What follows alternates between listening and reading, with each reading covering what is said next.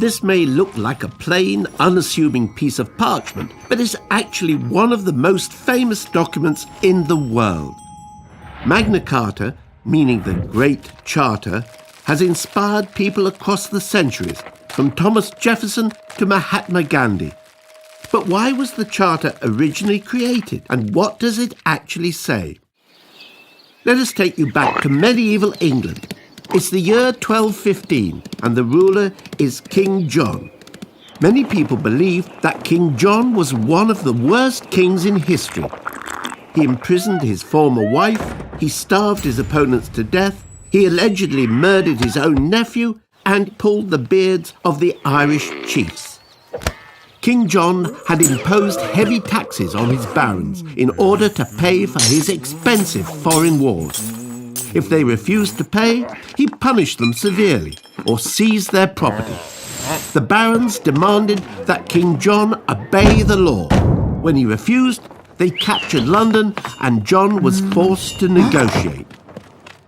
The two sides met at Runnymede in June 1215.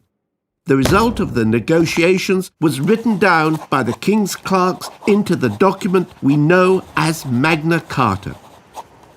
Although most of the Charter's clauses dealt with medieval rights and customs, Magna Carta has become a powerful symbol of liberty around the world. The most famous clause, which is still part of the law today, for the first time gave all free men the right to justice and a fair trial.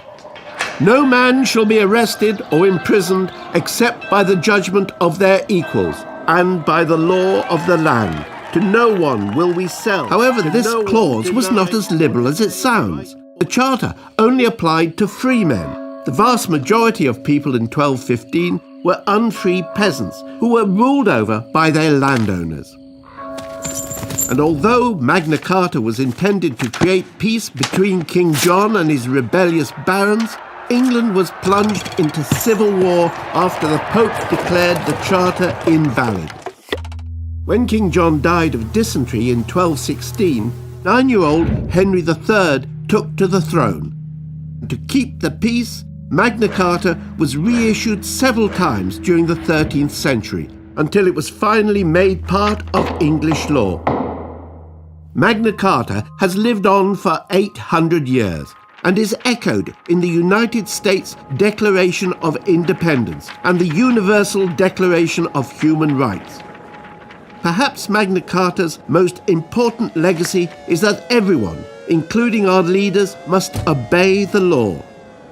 What started out as a document of specific complaints from a group of barons has turned into an international symbol of liberty, without which we might not have the rights we value so much today.